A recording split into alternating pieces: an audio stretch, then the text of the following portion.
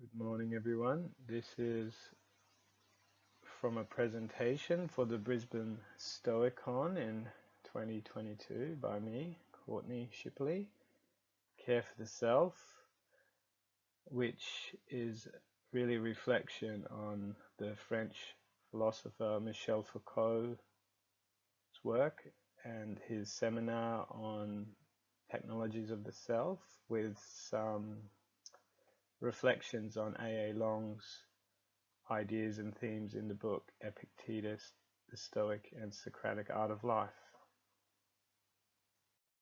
In the seminar on technologies of the self, Michel Foucault directs our attention to two fundamental concerns of ancient philosophical schools: know thyself versus care for the self. Foucault observes that know the self has received priority, but argues that care for the self is a better candidate for that priority, given its significance in the Hellenistic world through to late antiquity, and its use in the spiritual practices that characterize the philosophical schools of the time. Let's take a look at this section from Epictetus's discourse. All of these sections from the discourses appear in A.A. Long's book, Epictetus, the Stoic and Socratic Art of Life. I say, can you tell me to whom you have entrusted your horses? I can. To some random person unacquainted with horsemanship? Certainly not. And to whom have you entrusted your gold or your silver or your clothes? Again, not to just anyone. Have you already thought of entrusting your own body to someone to look after it? Of course. Presumably to someone experienced in physical training or medicine? Yes. Are these your chief possessions, or do you have something else superior to all of them? So I guess at this point I'm curious to know how the rest of this exchange might go if we're asked in a climate where know the self has priority over care for the self, say in a modern conversation. What sort of thing do you mean? That which uses them, for heaven's sake, and judges and deliberates each thing. You mean the soul, I suppose. Correct. That's just what I mean. For heaven's sake, I regard this as far superior to the rest of my possessions. Can you say then in what way you have cared for your soul? For it's not likely that as wise and politically prominent a man as you should carelessly and randomly let your chief possession be neglected and ruined. Certainly not. But have you yourself cared for it? Did you learn to do so from someone, or did you discover that by yourself? So now there's the danger that first he will say, "What business is this of yours, my fine fellow? Are you my master?" And then if you persist in bothering him, he may raise his hand and box your ears. There was a time when I myself was keen on this activity before I fell into my present situation. So it's interesting to wonder about how such an interaction might go today. In Epictetus' time, there comes a ready admission from his interlocutor that he not only has a soul, but also that it is the most important thing. It's only after that things get tense.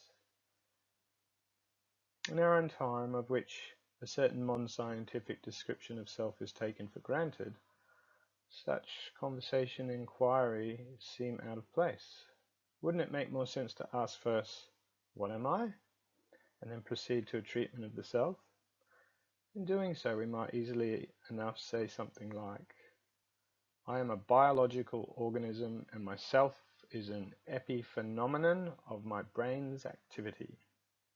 This may be the case in a care for the soul that arises after this observation is put forth, includes all the things we take for granted now in the modern medical and psychological disciplines. For example, when things get too far out of balance, we can resort to a direct intervention at the neurochemical level.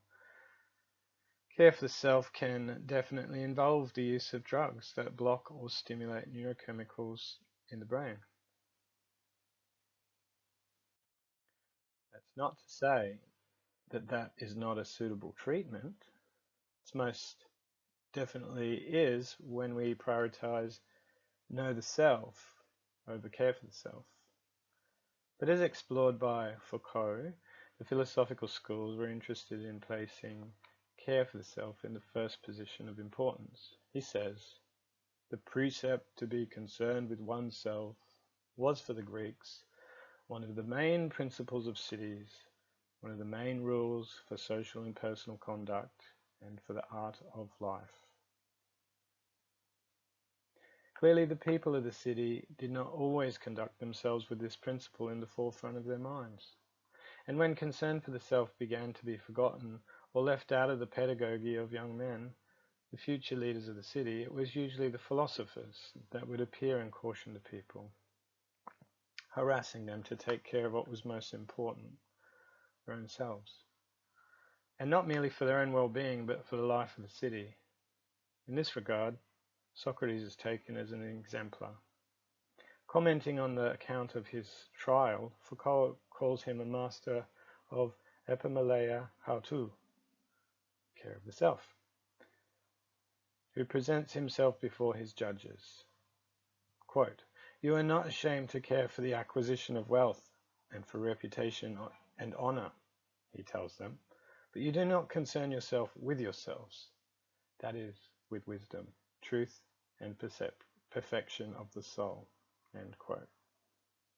Whereas he watches over the citizen and encourages them to pay attention to what is of most important concern for them, namely themselves.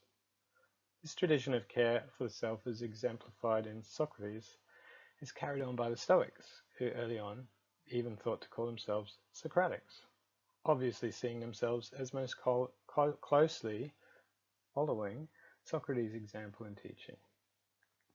As you know, much of the Stoic literature has been lost, but Epictetus gives us a version of Stoicism that clearly emphasizes the Socratic influences. Let's examine a few of them and get a better idea about how care for the self takes priority in Epictetus' Stoicism. To quote A. Long, like every Greek philosopher from Socrates onwards, Epictetus takes it to be axiomatic that every person desires happiness. End quote. Happiness in the hands of the Stoics involves careful attention to impressions. This follows in the Socratic tradition that an unexamined life is not worth living. But for the Stoics, what is specifically being examined is the content of impressions. Our happiness depends on testing impressions and accurately assessing whether they align with what is good for us, whether they concern things that are appropriate to desire or avoid. Put simply, Epictetus' formula begins with being concerned only with what is up to us. This is often framed as a dichotomy of control, where we choose to focus on what is in our control and be indifferent to that which is not. But given our context of care for the self, we can focus more on being concerned with the use of the faculty that tests impressions, as opposed to something unimportantly in our control, like what time I go to bed, or whether I eat a sandwich or not. And more specifically, we are interested in testing impressions against a criteria or standard that guarantees our happiness. Such criteria are given by our preconceptions and refer to an innate awareness of good and bad, ugliness and beauty, injustice and justice, and so on. So the Stoics are not merely asking themselves, is this thing in my control or not? And then abandoning it, perhaps with mild resentment because it is outside their control. But rather they are retraining themselves to know what is in fact good for themselves and going out of their way to select only what is actually good. In doing so, they are actively practicing care for the self as a priority, as a way of life. This process of testing impressions against criteria set by preconceptions emphasizes the Stoic belief that the cosmos is objectively real, that we are part of it, and that acting in accord with our natural constitution confers a happy existence. Again, from Epictetus's Discourses. To make an authentic start on philosophy and to enter it at the front door, a person needs to be aware of his own weakness and incapacity concerning absolute essentials. For in regard to a right-angled triangle or a half-tone, we came into the world without any natural concept. It is through some expert instruction that we learn each of these, and consequently people who don't know them don't think that they do. But on the other hand, who has entered the world without an innate concept of good and bad, fine and ugly, fitting and unfitting, and of happiness, propriety, and what is due and what one should and should not do? For this reason, we all use these terms and try to adapt our preconceptions about them to particular instances, saying, he has done well, or as he should, or as he should not. He has been unfortunate, or fortunate. He is just, or unjust. Which of us is sparing in using these terms? Which of us holds back his use of them until he learns to use them? Like those who are ignorant of lines or sounds, the explanation is that we came into the world already instructed in this area to some extent by nature, and starting from this, we have added on our own opinion. Now Epictetus' student interlocutor, presumably, says, "By Zeus, you are right. I do not know by nature. Or I do know by nature, don't I, what is fine and ugly? Have I no conception of them?" "You do." "Don't I apply the conception to particular instances?" "You do." "Don't I apply it well?" That's where the whole question lies. And that's where opinion comes to be added. Because starting from those concepts they agree on, people get into conflicts as a result of applying them to instances where the concepts don't fit. And although we have an awareness of good and bad, a preconception of them, without a knowledge of the criteria, we have no idea of how to apply them to concrete situations. As A. A. Long observes regarding Epictetus' approach, quote, "We need Stoic doctrine in order to learn that conventional goods such as health or wealth are not strictly good, nor their opposites strictly bad, because they are not unequivocally profitable or harmful, respectively, or to learn that happiness does not consist in a succession of pleasurable sensations and an absence of painful ones. Our preconceptions need to be articulated by definitions far more precise than their innate content involves. And we need unremitting training in order to make our conduct consonant with these refinements." End quote. Without such refinement, we are at the mercy of our opinions, which unreliably direct us towards what is good for us. To rely on opinions is to trust our lives to chance, to open ourselves up to misfortune and emotional upheaval. To quote Epictetus' Discourses, "This is the cause of everyone's miseries. We differ in our opinions. One person thinks he's sick. No way. But he is not applying his preconceptions. Another thinks he's a pauper. Another that he has a harsh mother or father, and another that Caesar is not gracious to him. This is one thing only, ignorance of how to apply preconceptions. For who does not have a preconception of badness, that it is harmful, to be avoided, to be banished in every way? Our senses or culture may direct us to value unstable and uncertain things as sources of the good, but the criteria given by our preconceptions tells us that happiness cannot reliably be found in the acquisition of external objects, not merely because they are not in our control, although their reliability is certainly a factor, but because they have no moral value in themselves. The value of external things is derived not in having them, but in the use of them. As Foucault observes in his analysis of Alcibiades, quote, "When you take care of the body, you don't take care of the self.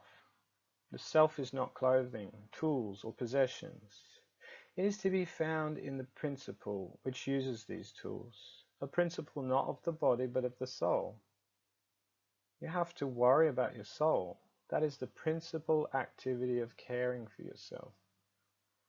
The care of the self is the care of the activity and not the care of the soul as substance." End quote. Again from A.A. Long, here is some quotes supposedly made by Epictetus from the discourses that show a very strong link. Basically, they're paraphrasing things that Socrates has said. Every action is motivated by a desire for the good. No one does or wants what is bad, knowing or thinking that what he does or wants is bad. The wrongdoer does not do what he wants, but what mistakenly seems good to him. When do you ponder whether black things are white or heavy things light? Surely you completely accept appearances that are self-evident. So far, so good. So now this is a brief summary that I offer. It kind of ties up what's been said so far. So first, we humans are compelled to follow the truth as it appears to us. As we have discussed, we are often misled in this regard. Everyone desires to be happy, and happiness requires the selection of what is good and avoidance of what is bad. 3. Assent to the appearance of the good causes the soul to move towards it. Assent to the appearance of the bad causes the soul to shrink back. This is all that is required for action to occur. Every action is motivated by a desire for the good. 4. Stoic teaching can help us to test impressions, training us to identify and apply our preconception to concrete instances, and save us from reaching out towards unreliable and false goods. The consistent knowledge of what the good is and its selection constitutes virtue.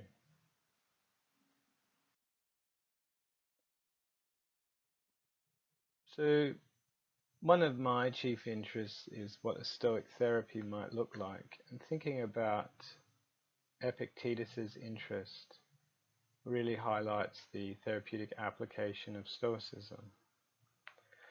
Stoicism is a therapy for a life that has become disordered because a person has confused external things with the good. We all seek to live good lives and to be happy, but many of us have mistakenly adopted rules, values and assumptions about what is good and bad that for the large part operate unconsciously. If we accept the Socratic Stoic idea that assent to the appearance of the good, even if mistaken, is all that is required to cause behavior, then we are determined to fall into inevitably unhappy behaviors and routines. How can we possibly escape such a treadmill unless we become aware that our opinion of the good is faulty? Quote, "What then is this bad thing that is harmful to be avoided? A person says he is not Caesar's friend. He has gone off the right track, missed the right application, he is ailing. He is seeking what has nothing to do with the matter in hand, because if he succeeds in being Caesar's friend, he has no less failed in his quest. For what is it that every person is seeking? To be serene, to be happy, to do everything as he wants, not to be impeded or constrained, So when someone becomes Caesar's friend, has he ceased to be impeded or constrained? Is he serene and flourishing? End quote. As Epictetus says, we must train ourselves to consider every impression, to act and ask, is this impression what it appears to be?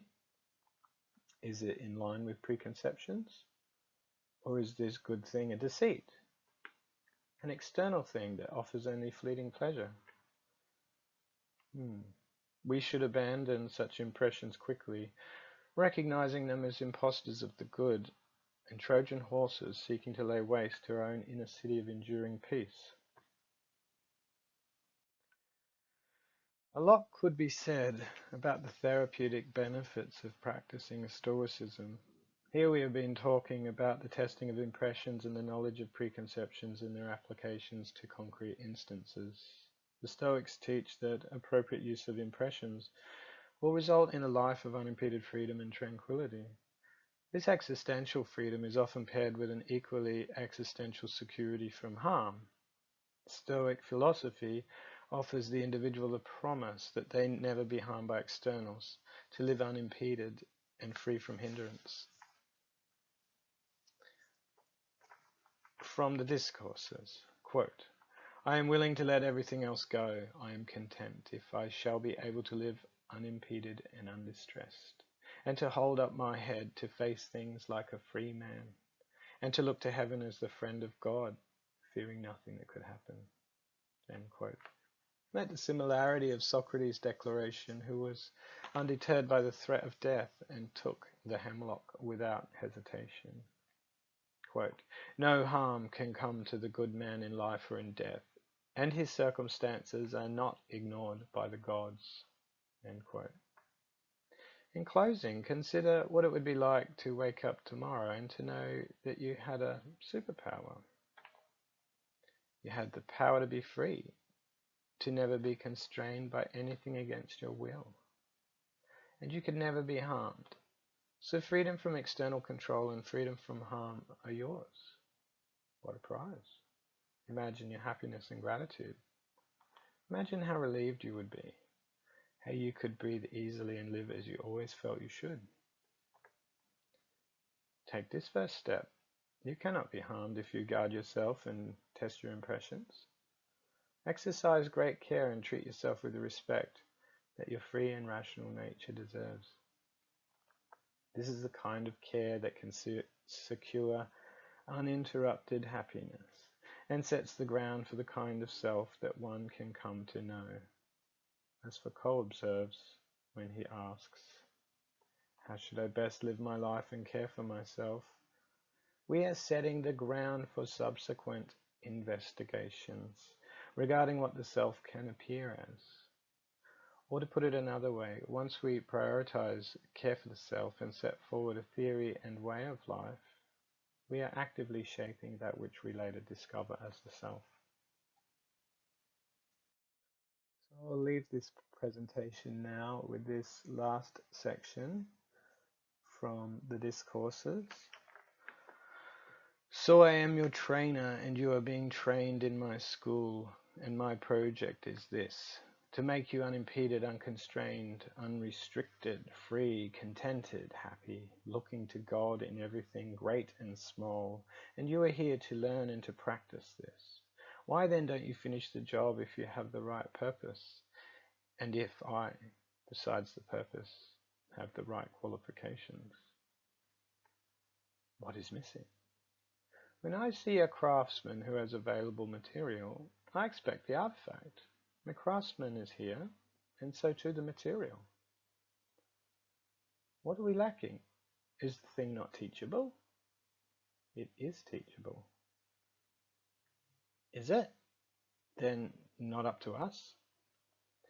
It is the only thing in the world that is so. Wealth isn't up to us, nor is health or reputation or anything at all except the correct use of impressions. This alone is naturally unhindered and unimpeded.